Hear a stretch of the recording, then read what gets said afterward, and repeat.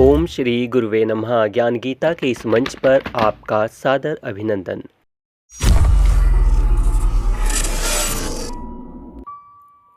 एक रात की बात है।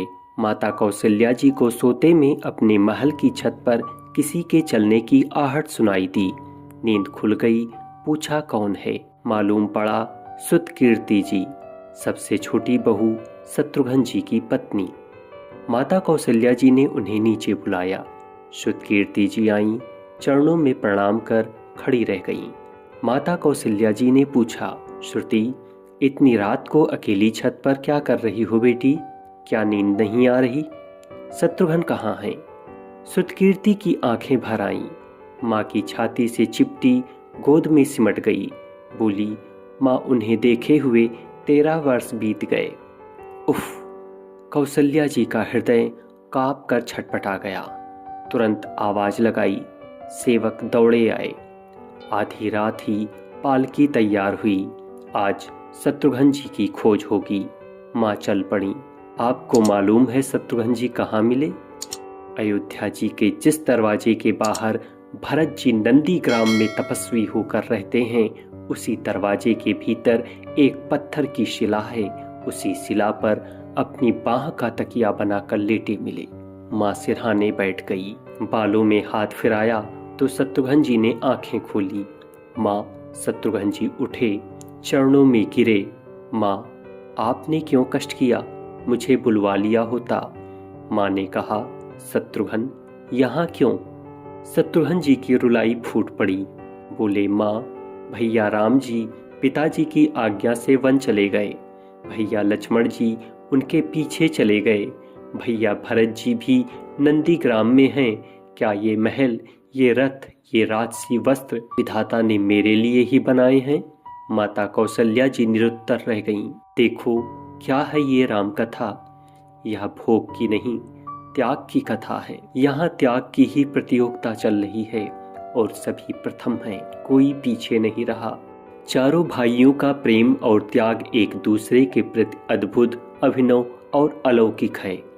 रामायण जीवन जीने की सबसे उत्तम शिक्षा देती है।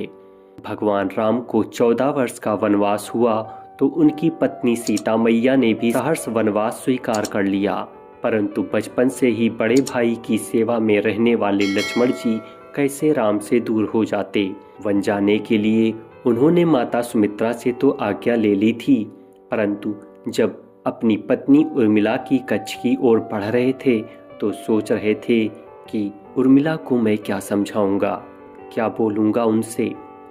यही सोच विचार करके लक्ष्मण जी जैसे ही अपने कच्छ में पहुंचे तो देखा कि उर्मिला जी आरती की थाल लेके खड़ी थीं और बोली, आप मेरी चिंता छोड़ प्रभु श्री राम की सेवा में वन को जाओ, मैं आपको नहीं रोकूंगी।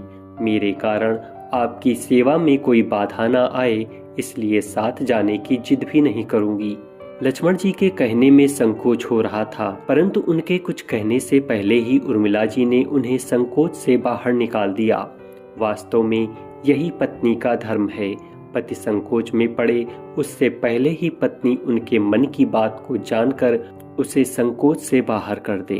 लक्ष्मण जी चले गए, परंतु 14 वर्ष तक उर्मिला ने एक तपस्वी की भांति कठोर तप किया। वन में प्रभु श्री राम एवं माता सीता की सेवा में लक्ष्मण जी कभी सोए नहीं, परंतु उर्मिला ने भी अपने महलों के द्वार कभी बंद नहीं किए और सारी रात जाग जाग कर उस दीपक की लौ को बुझने नहीं दिया। मेघनाद से युद्ध करते हुए लक्ष्मण जी को शक्ति लग जाती है और हनुमान जी उनके लिए संजीवनी का पर्वत लेके लौट रहे होते हैं तो बीच में हनुमान जी अयोध्या के ऊपर से गुजर रहे थे।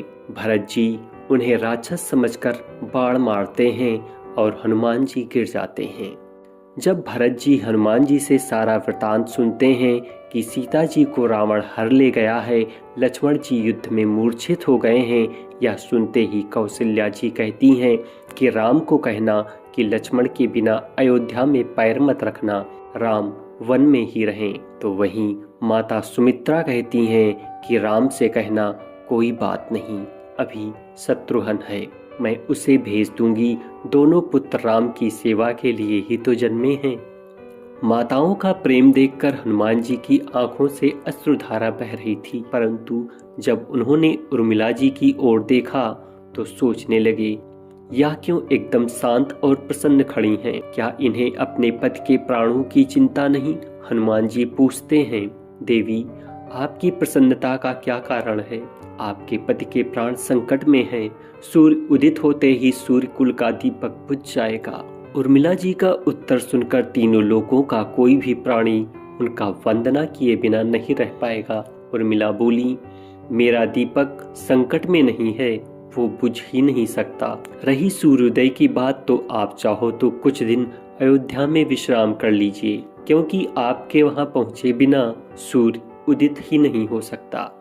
आपने कहा कि प्रभु श्री राम मेरे पति को अपनी गोद में लेकर बैठे हैं। जो स्वयं प्रभु श्री राम की गोदी में लेटा हो, काल उसे छू भी नहीं सकता। मेरे पति जब से वन गए हैं तब से सोए नहीं हैं। उन्होंने न सोने का प्रण लिया था, इसीलिए वे थोड़ी देर विश्राम कर रहे हैं, और जब भगवान की गोद मिल गई तो थोड़ा विश्राम ज्यादा हो गया, वे उठ जाएंगे।